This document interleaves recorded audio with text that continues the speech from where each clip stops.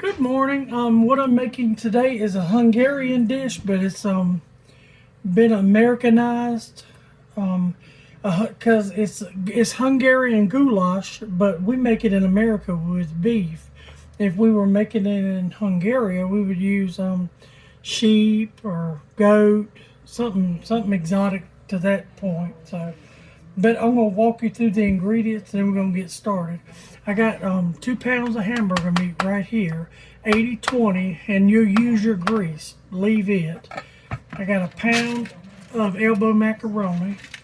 Over here, I got 2 cans of red beans and 2 cans of diced tomatoes. I leave all the juices in there.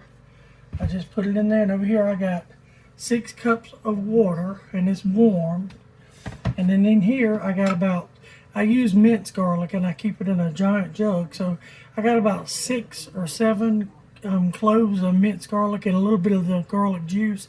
And then I got a teaspoon of Worcestershire sauce in here. Worcestershire sauce in here. Okay, and here I got a little beef knorr.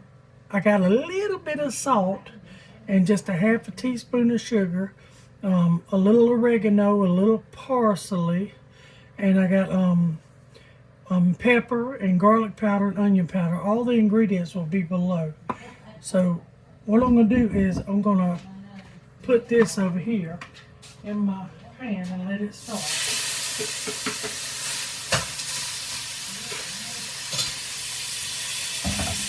Now this is one of those dishes you go ahead and you brown your hamburger meat up. You want to keep your juice because we're gonna. And I put half a teaspoon of self-rising flour in here because you're gonna take your grease from your thing and your hamburger meat, and you're gonna add all your seasonings in there to season your meat. Now I'm gonna move you over here so you can watch me. All right.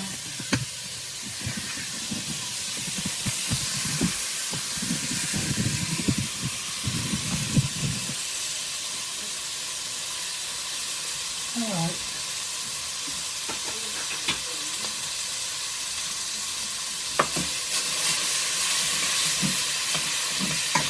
This is really simple and fast and cheap. You can actually see that a lot of people do.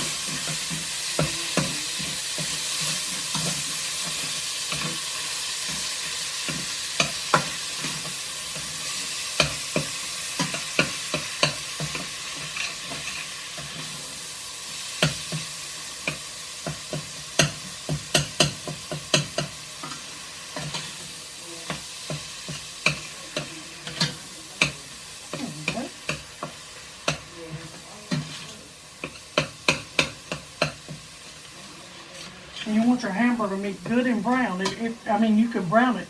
I brown mine really good. And there again, leave all your oils, your flavors in there from your beef. I've been making this for years. It's really, really good. Oh, I forgot to tell you, because it's in the microwave. There again, I have a jumbo bell pepper and 2 onions. And once again, I put them in the microwave with just a pinch of salt on them to draw the water out. But this time, do not squeeze your liquids out. We're going to use all of it. You're going to just dump it in. I just gave it a head start. And I'm going to dump it in here in just a moment after I get everything together. You'll see. Let this brown a little bit. Because it's browning good. And I have it on high heat. So it's really browning good. It smells good. The hamburger meat already smells really good. And I like this. This is a dish I really like. They eat it with saltines. And Albert asked me yesterday to make it before it got too hot. Because it's one of those, when it's a cold day outside, you eat meal. So, I'm going to try to move my tripod. I thought about something yesterday. And I thought about, well, maybe I could get y'all up here. So I am going to do my best. If I don't knock everything over. Yeah, I don't think that's gonna work. Thought it would. I should have tried it off camera, but I was trying to get y'all at a better angle. Sorry about that. Okay, let's keep going. We're just about where we need to be. There's really not a lot of liquid in it. Okay.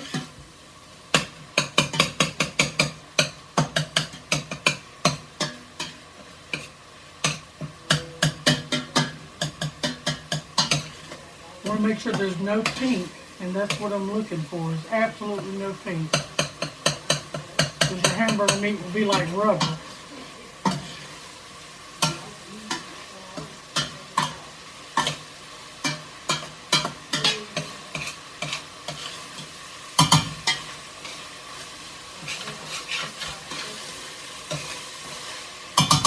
I'm going to put a little bit of this liquid out of here because there's no oil. But even though it's 80-20, I was kind of shocked.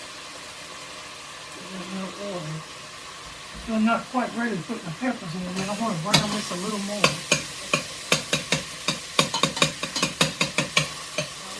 Okay, there you go. Got a bell pepper smell good. Okay. Now we're going to take our bell peppers and onions, because there's no pink now, and we're going to put them all in. You can put as many as you like. We like a lot of bell peppers and onions. Okay. And we're going to get those going just a little bit. They're already done because I cooked them in the microwave. I sauteed them in there with a little salt. But it works out good. Okay. Now I'm going to add all my seasonings that I told you that will be listed in the bottom. Okay? Because this is going to season my meat. I'm not sure if you can see this or not. See? It's making like a thick gravy-like with the onions and the bell peppers and the brown hamburger meat.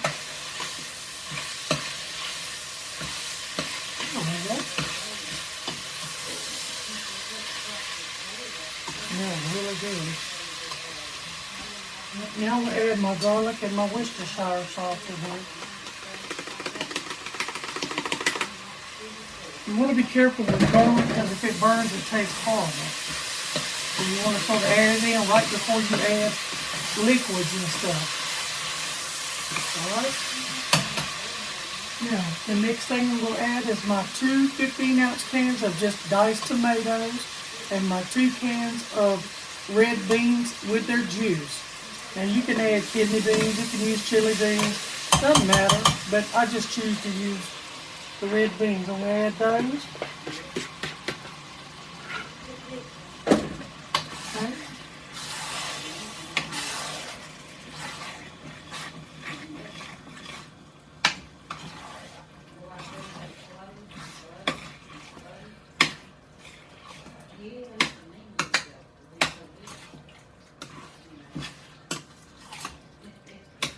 There we go.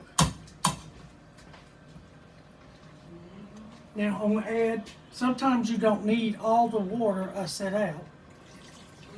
But right now I'm going to add, I added about 4.5 cups. And then I'm going to see if I need any. Now you want to bring this back to a boil. And at this point, you know, it looks like a chili is basically what it looks like. But it's not. And you want to boil this.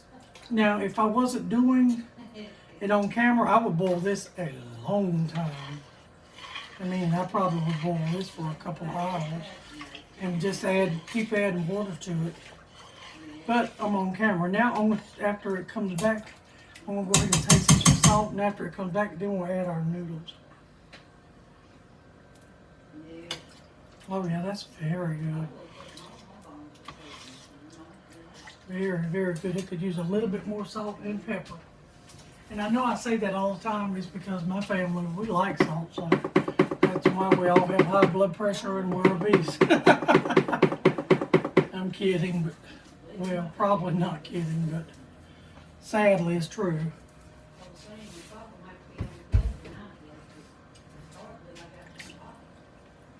Now you just want to bring this back to a good rolling boil before you put your noodles in. And your noodles are going to soak every bit of that juice up.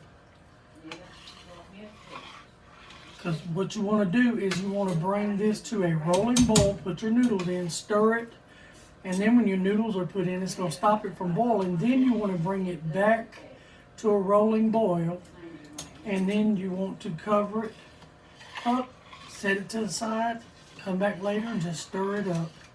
And I will do a part 2 to this too, just to show you what it looks like after it's set for about 15 minutes.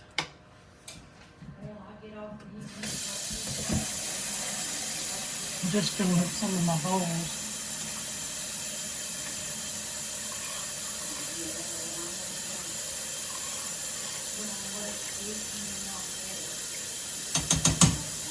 Yeah, that's nice.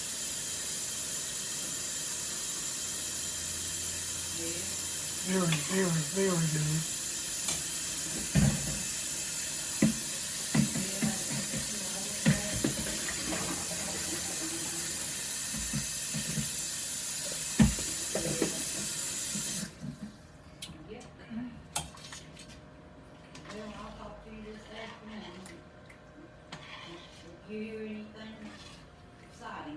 Now the pasta will fill this pot slack full.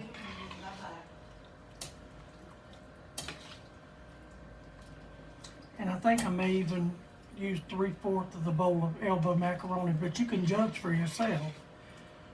You know, different people, you know, because we kind of like a little bit of liquid, but if you want it completely dry, then you add all your macaroni. And a lot of people, whenever this gets done, they will take it and spoon it up into bowls, and they will top it with their favorite cheese, Parmesan or cheddar, whatever your favorite cheese is.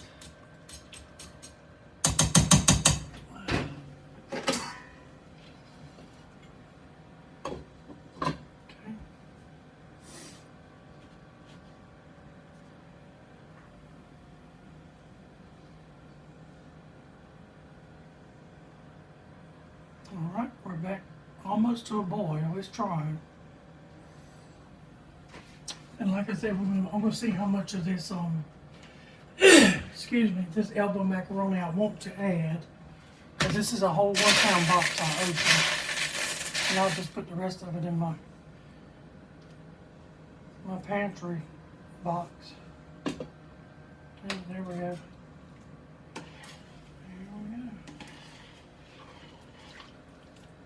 It really smells good.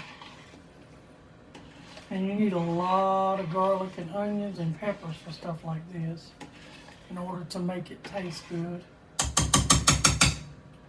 It's almost back to a boil.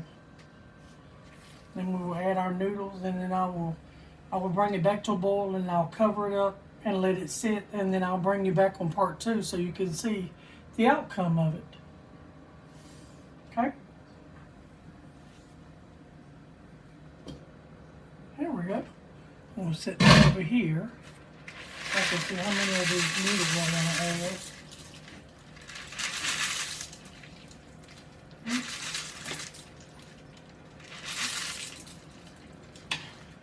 May end up adding more. Yeah, I'm going to go ahead and add them all.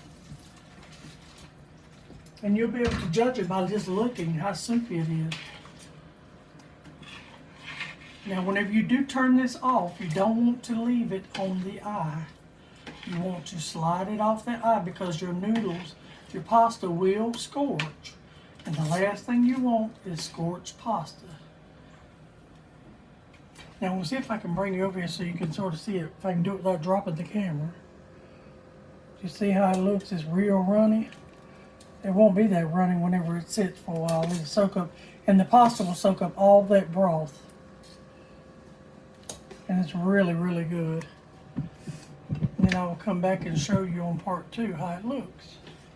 Okay, there we're almost there. You just want to keep stirring. You don't want none of your pasta to stick, because if you've cooked elbow macaroni before, you know if you don't keep them going, they will clump up and stick to the bottom. And you can even add extra liquid, but what I would do is if I had and what I have done before is I've come back and added a can of V8 juice. I've let it a room temperature V8 juice and just added it. It gives it a wonderful flavor. I've actually even added tomato V8 juice into this to give it a good taste.